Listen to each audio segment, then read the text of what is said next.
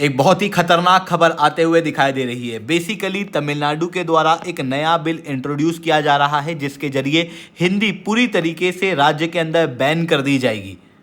बात आती है तमिलनाडु हिंदी को बैन क्यों करना चाह रहा है। इसकी वजह से भारत की सॉवरेनिटी और जो स्टेट के बीच में फेडरल रिलेशंस हैं उनके ऊपर कैसे असर पड़ सकता है, साथ में किस तरीके से कम्युनल हार्मनी के ऊपर भी इसका असर पड़ सकता है। इसे मैं शुभेंद्र चौहान डिटेल में आप लोगों के साथ में चर्चा करूंगा। बट उसके पहले आप लोग मेरे साथ में एसआरसीडेंट टेलीग्राम ग्रुप के ऊपर जुड़ सकते हो। मेरे क्लास की अपडेट, पीपीटी, पीडीएफ सब कुछ आपको हमें मिल जाएगी। यूपीएससी सीएससी की तैयारी करना है, इंडिया के टॉप एजुकेटर से ऑफलाइन क्लासेस के अंदर पढ़ना है तो आप अनअकैडमी के ऊपर जुड़ सकते हो। हमारी क्लासेस जो है वो ऑफलाइन शुरू हो चुकी हैं। इसके अलावा मंथली करंट अफेयर्स की magazine, previous year question, prelims के मॉक टेस्ट, एनसीईआरटी के नोट्स की समरी, इंडिया ईयर बुक की summary free of cost download करना है। नीचे डिस्क्रिप्शन के अंदर मैंने लिंक दी हुई है, वहां से आप लोग डाउनलोड कर सकते हो। चलिए दोस्तों, आप समझने का प्रयास करते हैं यहाँ पे क्या हुआ है। बेसिकली तमिलनाडु के अंदर जो अभी चीफ मिनिस्टर एमके स्टालिन की सरकार है, इनके द्वारा एक मेजर बिल इंट्रोड्यूस किया जाने वाला है जिस बिल के जरिए हिंदी को कई सारी पब्लिक डोमेन से बैन कर दिया जाएगा। जहां पर हिंदी को अब होर्डिंग्स और साइन बोर्ड्स के अंदर से बैन किया जाएगा और साथ में जो हिंदी फिल्म तमिलनाडु के अंदर अभी तक स्क्रीन होती थी उसके ऊपर भी बैन लगा दिया जाएगा। ये बिल इंट्रोड्यूस होने वाला है तमिलनाडु के करंट असेंबली के फाइनल डे में, ऐसा रिसेंटली रिपोर्ट किया गया है इकोनॉमिक टाइम्स के द्वारा। And this is not the first time जब तमिलनाडु हिंदी के खिलाफ इस तरीके के बिल लेके आता हुआ दिखाई दे रहा है। इसके पहले भी कई सारे इस तरीके के स्टेप डीएमके सरकार द्वारा लेके आए गए थे। सबसे पहले डीएमके सरकार ने इंडियन रूपी का जो ये रूपी साइन होता है ना, इस साइन को चेंज करके ये साइन लाया था जो कि रू होता है पर तमिल लेटर है। तो तमिल लेटर जो है वो रूपी के साइन को चेंज करने के लिए इन्होंने यूज़ किया था। इसके पहले भी इसी तरीके के नीट बिल कंट्रोवर्सी वगैरह जो है वो आपको आए दिन देखने को मिलेंगी, पर वो कंट्रोवर्सियाँ छोटी थी। अभी ये जो बिल लेके आया जा रहा है ये एक बहुत बड़ी कंट्रोवर्सी यहाँ पर बनने वाला है। हालांकि एमके स्टालिन सरकार का कहना यह है कि हम हिंदी के खिलाफ नहीं है, हम हिंदी को तमिल के ऊपर इम्पोजिशन के खिलाफ है। इनका कहना यह है कि जब से बीजेपी सरकार आई है तब से हिंदी को इम्पोज किया जा रहा है लोगों पे in South India by the national education policy, जो कि तमिल के सेल्फ रेस्पेक्ट पे एक इंसल्ट है। साथ में लिंग्विस्टिक आइडेंटिटी को इरेज करने की कोशिश की जा रही है। ये शब्द मेरे नहीं है, ये एमके स्टालिन जी के यहाँ पर शब्द देखने को मिल रहे हैं। अब बात आती है एग्जैक्टली यहाँ पर क्या हुआ है, क्या कॉन्स्टिट्यूशनलिटी, हर एक चीज़ को डिटेल में समझते हैं। तो बेसिकली क्या हुआ है, जब से बीजेपी सरकार आई है तब से हिंदी का प्रमोशन किया जा रहा है। बट वो जो हिंदी का प्रमोशन किया जा रहा है it is not against the constitution. Basically जो भारतीय संविधान है उसके अंदर article 343 of the Indian constitution Hindi Devanagari script के अंदर एक ऑफिशियल लैंग्वेज डिक्लेयर करता है। साथ में आर्टिकल 343 क्लॉज 2 इंग्लिश को भी ऑफिशियल लैंग्वेज कंटिन्यू करने की बात करता है, बट टिल 15 ईयर्स।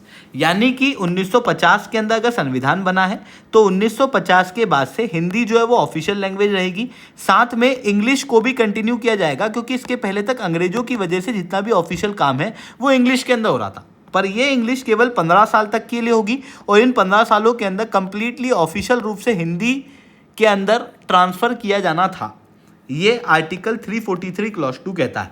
आर्टिकल 345 कहता है कि हर एक राज्य अपनी खुद की ऑफिशियल लैंग्वेज चूज कर सकता है। यानी कि यूनियन जितने भी ऑफिशियल काम करेगा वो हिंदी में करेगा, बट राज्यों के अंदर अलग अलग लैंग्वेजेस हैं। जैसे गुजराती भी है गुजरात में, तमिलनाडु में तमिल भी है, तो वो लोग हिंदी नहीं समझ सकते। ऐसी कंडीशन में राज्य के काम के लिए दूसरी ऑफिशियल लैंग्वेजेस भी निर्धारित की जा सकती हैं। ये सारे आर्टिकलों के अलावा एक बहुत इंपॉर्टेंट प्रावधान, एक बहुत इंपॉर्टेंट जिम्मेदारी केंद्र सरकार को दी गई है, जो कि दी गई है अनुच्छेद 351 में। अनुच्छेद 351 क्लियरली कहता है कि हिंदी को प्रमोट किया जाना चाहिए as a link by union, यानी कि केंद्र सरकार को हिंदी को प्रमोट किया जाना चाहिए as a link between all the language across India. Even Hindi में यहाँ का मतलब प्योर हिंदी नहीं है, बेसिकली यहाँ पर हिंदी का मतलब ये है कि एक ऐसी भाषा तैयार की जाए जो कि भारत की जो 22 भाषाएं हैं जो आपको शेड्यूल 8 के अंदर देखने को मिलती हैं, इन भाषाओं के शब्दों से मिला जुला कर हिंदी को इनरिच किया जाए और फिर इसका प्रयोग किया जाए, ताकि सारी भाषाएं जो हैं वो अपने आप को हिंदी से लिंक हुआ पाएँ। ये चीज़ भारतीय संविधान के अंदर क्लियरली कही गई थी। बट 1963 में वाइड स्प्रेड प्रोटेस्ट भड़क के आते हैं, क्योंकि देखो डेडलाइन थी 1965 तक। ऐसी कंडीशन में बहुत बड़ी संभावना थी कि इंग्लिश हट जाएगी और हिंदी पूरी तरीके से ऑफिशियल लैंग्वेज के रूप में आ जाएगी। 1963 के अंदर पार्लियामेंट के द्वारा ऑफिशियल लैंग्वेज एक्ट पास किया जाता है, जहां पर ग्रेजुअली इंग्लिश को हिंदी से रिप्लेस करने की बात की जाती है। और जैसे ही यह कानून पास होता है, जो दक्षिण राज्य हैं, जो कि प्योरली हिंदी बोलने वाले लोग नहीं हैं, बेसिकली वहां पर आपको तमिल, मलयालम, कन्नड़, ये सारी भाषाएं देखने को मिलेंगी और इन भाषाओं को बहुत बड़े पैमाने पे बोला जाता है। जैसे हम लोग हिंदी में बात कर रहे हैं, ठीक उसी तरीके से इन राज्यों के अंदर तमिल में, कन्नड़ में, तेलुगु में, मलयालम में, इन भाषाओं में बातचीत की जाती है और वो जो भाषाएं हैं उनको लोगों ने प्रिजर्व किया हुआ है।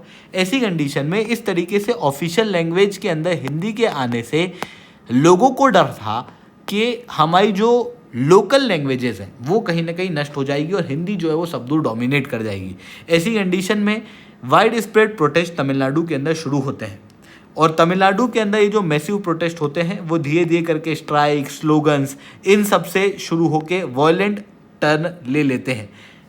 और जो पूरा मकसद यहाँ पर होता है वो होता है कि जो लोकल लैंग्वेजेस हैं उसको प्रोटेक्ट करना। धीरे धीरे करके ये कई सारे राज्यों के अंदर प्रोटेस्ट फैलते हैं और फिर फाइनली 1967 के अंदर तमिलनाडु के अंदर जो सरकार है वो कांग्रेस को टोपल कर देती है और नई सरकार बनती है डीएमके की, सीएन अन्नादुराई के अंदर। और सीएन अन्नादुराई एक फेडरल पॉलिटिक्स के अंदर बड़ा बदलाव कर देते हैं और ये जो अपनी सरकार बनाते हैं ये पूरी तरीके से तमिल प्राइड और तमिल ऑटोनॉमी के पूरे मोटो को साथ में लेके अपनी सरकार बनाते हैं। और इसी कारण से जैसे ही इनकी सरकार बनती है उसके बाद ये तमिल और इंग्लिश को मेन ऑफिशियल लैंग्वेज के रूप में यूज़ करना शुरू कर देते हैं। इवन जो स्कूल करिकुलम है उसके अंदर भी तमिल और इंग्लिश ही चलती है, हिंदी को यहाँ पर कंप्लीट रूप से एक्सक्लूड कर दिया गया है।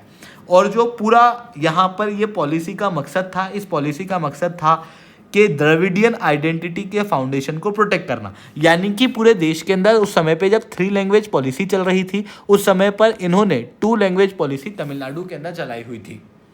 1967 में इसी चीज़ को और ज़्यादा कॉन्क्रीट करने के लिए केंद्र सरकार भी एक कानून पारित करती है, ऑफिशियल लैंग्वेज अमेंडमेंट एक्ट 1967, जिसके जरिए इंग्लिश को इनडिफाइनाइट रूप से ऑफिशियल लैंग्वेज कंसीडर कर लिया जाता है अलॉन्ग विथ हिंदी। यानी कि भारत की अभी के समय पे अगर मैं कहूँ राष्ट्रीय भाषा, तो वो कोई सी भी भाषा राष्ट्रीय भाषा नहीं है। पर अगर मैं कहूँ ऑफिशियल भाषा, तो हमारे पास में 2 ऑफिशियल भाषाएं हैं, हिंदी और इंग्लिश। ये केंद्र में है, राज्यों के अंदर आपको अलग अलग ऑफिशियल भाषाएं जो है वो देखने को मिलती है। जैसे ही इंग्लिश को ऑफिशियल लैंग्वेज के रूप में इनडिफाइनाइट समय के लिए एक्सेप्ट कर लिया जाता है, उसके बाद प्रोटेस्ट जो है वो शांत होते हैं। जिसके बाद जो लैंग्वेज वाला इशू है वो दक्षिण भारत के अंदर जनरली नहीं छेड़ा जाता। बट उसके बाद में आती है नेशनल एजुकेशन पॉलिसी जो पूरे देश के लिए है, और ये 3 लैंग्वेज फार्मूला लेके आती है, जहाँ पर हिंदी, इंग्लिश और एक और रीजनल लैंग्वेज चूज़ किया जा सकता है अपने करिकुलम के अंदर, जो कि ऑब्वियसली जो पुरानी 2 लैंग्वेज पॉलिसी है तमिलनाडु की उसके खिलाफ थी। इसी कारण से तमिलनाडु ने नेशनल एजुकेशन पॉलिसी को भी रिजेक्ट किया था और उसके बाद से इनके जो स्टैंड है एंटी हिंदी स्टैंड, वो ज़्यादा कंटिन्यूस और ज़्यादा असर्टिवनेस के साथ में देखने को मिलते हैं, क्योंकि इनका कहना यह है कि सेंट्रल गवर्नमेंट बीजेपी के अंडर में हिंदी को इम्पोज करना चाहती है नेशनल एजुकेशन पॉलिसी के जरिए दक्षिण भारत के ऊपर, जो कि दक्षिण राज्यों के अंदर जो 2 लैंग्वेज पॉलिसी है उसके खिलाफ है। और इवन इनका कहना यह भी है कि ये हमारी लिंग्विस्टिक ऑटोनॉमी को चैलेंज भी करता है। ऐसी कंडीशन में इनका कहना यह है कि school, higher education, skill development और एम्प्लॉयमेंट जनरेशन के अंदर तमिल भाषा का ही प्रयोग यहाँ पर किया जाना चाहिए।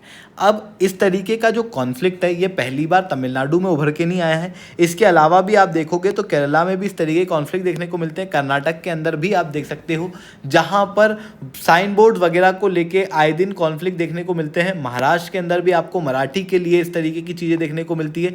तेलंगाना और आंध्र प्रदेश के अंदर भी तेलुगु लैंग्वेज को लेके इस तरीके से लोग काफ़ी ज़्यादा सेंसिटिव दिखाई देते हैं, जिसके कारण से ऑफन इन रीजन्स के अंदर कॉन्फ्लिक्ट देखने को मिलता है। बट अब आपके दिमाग में ये आता होगा कि यार हिंदी से क्या दिक्कत है, ये जो स्टेट्स हैं ये ऑलरेडी इंग्लिश का प्रयोग तो कर रही हैं और इंग्लिश को एक्सेप्ट करने को तैयार हैं, पर हिंदी जो कि इंडिया की ही एक लैंग्वेज है उसको एक्सेप्ट करने को नहीं तैयार, जबकि इंग्लिश जो है वो ऑब्वियसली ब्रिटिश की लैंग्वेज है, तो इसको एक्सेप्ट किया जा रहा है पर हिंदी को नहीं किया जा रहा। ऐसा क्यों?